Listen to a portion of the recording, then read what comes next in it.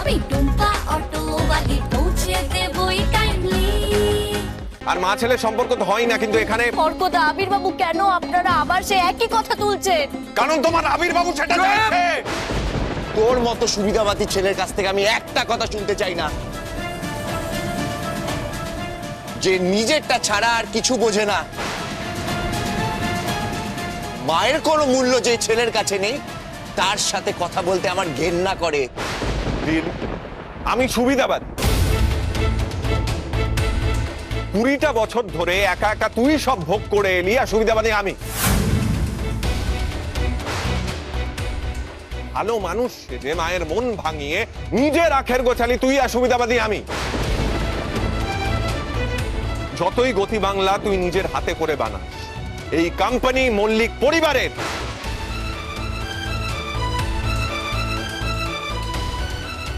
সেখানে দিনের পর দিন তুই একা স্বেচ্ছাচারিতা চালিয়ে যাবি, আর সুবিধাবাদী হলাম আমি। দয়া করে তোরা চুপ কর। আমি তো বলেছি তোদের যার যার ভাগ আমি সব বুঝিয়ে দেব। তার আগে আজ তোমাকে বলতে হবে কেন ও অনুরাধাকে অপমান করে আজ অফিস থেকে বের করে দেয়,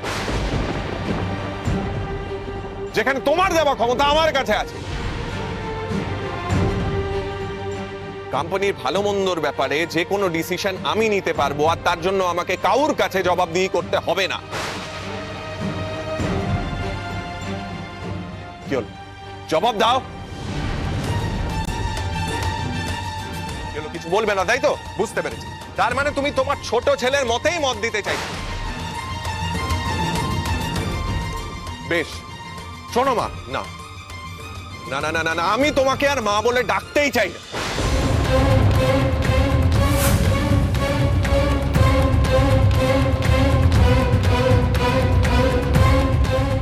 বাবু, কি বলছিস তুই? ঠিকই বলেছি। যে মা অন্ধ, যে চোখ বুঝে ছোট ছেলের সমস্ত অন্যায়কে প্রশ্রয় দেয়, যার ফল ভুগতে হয় বড় ছেলেকে, তবু মায়ের মন গলে না, তাকে কেন মা বলে ডাকবো বলতে পারো? শোনো, তোমাদের একটা কথা বলে রাখছি, এই অন্যায় ভাবে অনুরাধাকে গতি বাংলা থেকে বের করে তোমরা ভালো করনি। আমিও কিন্তু শেষ দেখে ছাড়ব। ফল কিন্তু তোমাদেরই ভোগ করতে হবে, আর তখন আমাকে কেউ কিচ্ছু বলতে এসো। চলে এসো। দাঁড়িয়ে আছো কেন? চলে এসো।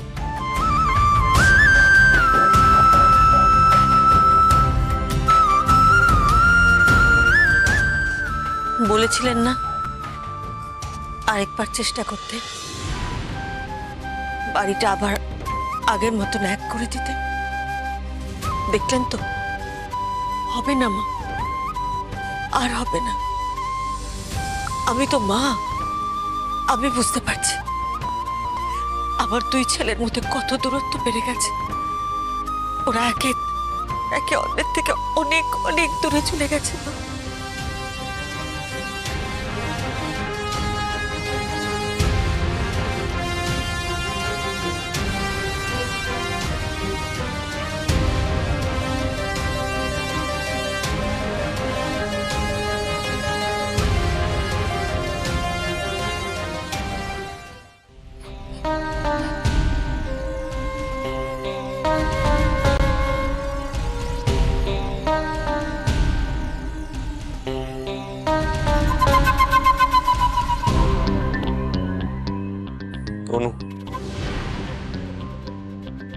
এই বাড়িটা এমন একটা বাড়ি যে মানুষকে খারাপ হতে বাধ্য করে, অপমান করে, মেন্টাল টর্চার করে বলে তোরা মর, আর যদি না মরিস তাহলে বাড়ির সবার চোখে খারাপ হয়ে থাকবে।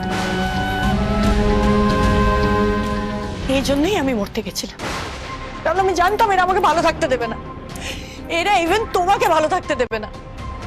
তুমি যে আমার পাশে আছো, আমার সাপোর্টে কথা বলছো, সেটা ওরা সহ্য করতে পারছে না। অর্ক, এটা তো চাইনি তোমার সাথে আমার বিয়েটা হোক, শুধু তুমি আমাকে জোর করে বিয়ে করেছো বলে এরা গিলতে বাধ্য হয়েছে। এরা ভেবেছিল বিয়ে হয়েছে আমাকে আবর্জনার মতন ঘরে কোণে ফেলে রাখবে, কিন্তু তুমি তুমি সেটা হতে দাওনি অর্ক, সেই জন্যই এতে তোমার উপরে এত রাগ। এত কিছু করে কি পেলে বলো? তোমার সামনে অফিসের স্টাফদেরকে দাঁড় করিয়ে মোটামুটি করে প্রমাণ করা হলো আমি কত বড় অযোগ্য। তাড়িয়ে দেওয়া হলো আমাকে অফিস থেকে। একটা ছেলে ভোলানো ক্ষমতা দিয়ে রেখেছে তোমাকে, যেটা কোনো কাজে লাগে না। এখানে পড়ে পড়ে মার খাওয়াচ্ছে, ভাড়া বাড়িতে থাকা অনেক ভালো, অ্যাটলিস্ট শান্তিতে থাকতে পারবো। এদের মুখ দেখতে হবে না, যারা এক ছেলেকে মাথায় করে রেখেছে আর আরেক ছেলেকে পায়ের নিচে পিষে শেষ করে দিচ্ছে। সম্মান ভালোবাসা কোনটা আছে তোমার জন্য অর্ক? এতদিন তুমি নিজের অধিকারের জন্য যতবার লড়াই করেছো আমি তোমাকে বাধা দিয়েছি, কারণ আমি অশান্তি চাইনি। কিন্তু আজ আমি বাধা দিইনি, কারণ আমি জানি তুমি যেটা বলছো সেটা ঠিক বলছো। এরা কোনোদিনই তোমাকে ছেলের জায়গা দেবে না অর্ক, এই আশা তুমি করো না। চাই না আমাদের ভাগ সব ওরা নিক। প্লিজ অর্ক, চলো আমরা এখান থেকে চলে যাই। না, কোথাও যাব না, আমি এইখানেই থাকব। আমিও যে এই বাড়ির ছেলে এবং আমারও যে সমান অধিকার আছে, এবার সেটা সবাইকে বুঝিয়ে দেব।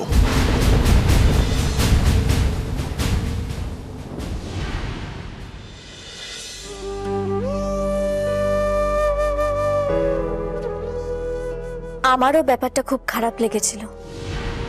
মিষ্টিমার এরকম অবস্থা, আর অর্কদা মুখ ঘুরিয়ে চলে গেল।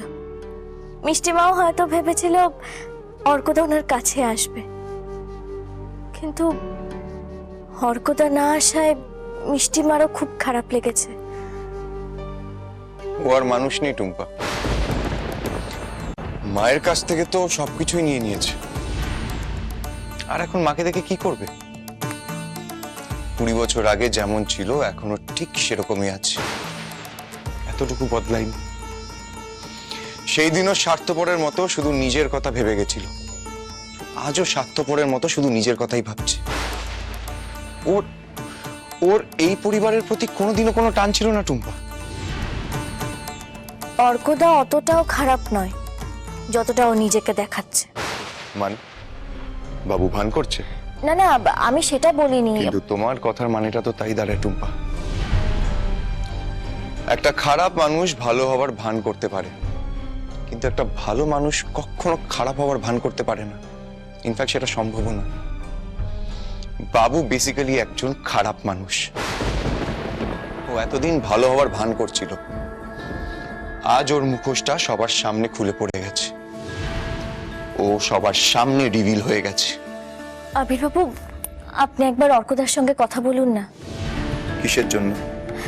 দেখুন, আমরা কেউ চাই না যে এই বাড়িটা এভাবে ভাগ হয়ে যায়। মিষ্টিমা বাধ্য হয়েছে এই বাড়িটাকে ভাগ করতে। আপনারা কেউ একজন সীমানা পেরিয়ে আরেকজনের কাছে আসুন, কথা বলুন। আমার মন বলছে আপনারা দুজনে আবার একসঙ্গে কথা বললে হয়তো সব গন্ডগোল মিটে যাবে। আচ্ছা আবির্বাবু, আমি অর্কদাকে বলতে পারবো না, আপনি আমার সব, আপনাকে তো বলতে পারি। আবির্বাবু, আপনি ভান করতে জানেন না, আপনার মনে যেটা আছে সেটাই প্রকাশ করুন, মনের সঙ্গে লুকোচুরি খেলবেন না।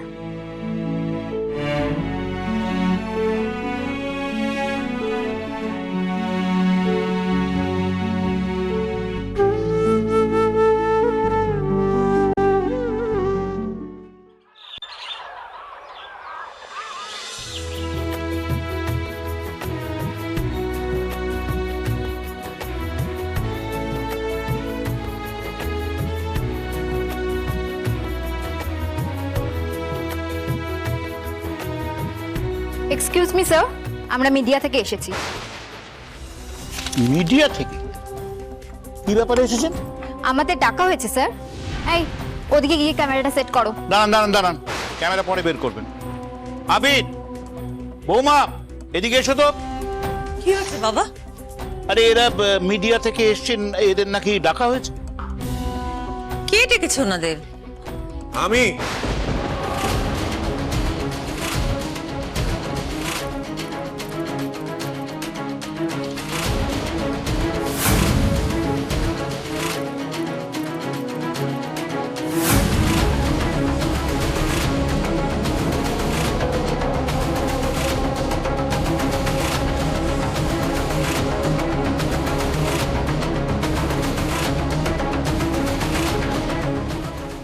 মিডিয়াকে আমার কিছু বলার আছে।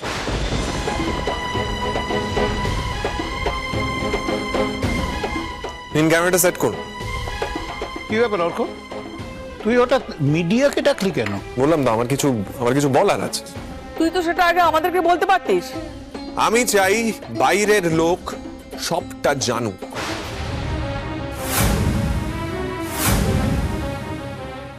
বলুন আপনার কি বলার আছে। আমার নাম অর্ক। সারনেমটা বলছি না, কারণ সারনেমটা আমার কাছে গর্বের নয়, লজ্জা।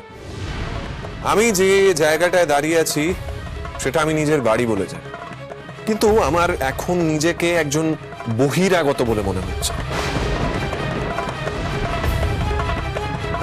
আমার পারিবারিক কোম্পানি গতি বাংলা নিয়েও আমার কিছু বক্তব্য আছে। কোম্পানির সিইও যে নিজেকে কোম্পানির সর্বময় কর্তা ভাবে, একটা স্বৈরতান্ত্রিক একনায়ক তন্ত্র চালাচ্ছে। স্বেচ্ছাচারী ভাবে যখন যাকে খুশি চাকরি থেকে বরখাস্ত করছে। দাসটি টুম্পা মল্লিক, যিনি অনেক আগেই কোম্পানি থেকে ইউনিয়ন ব্যবস্থা তুলে দিয়েছে।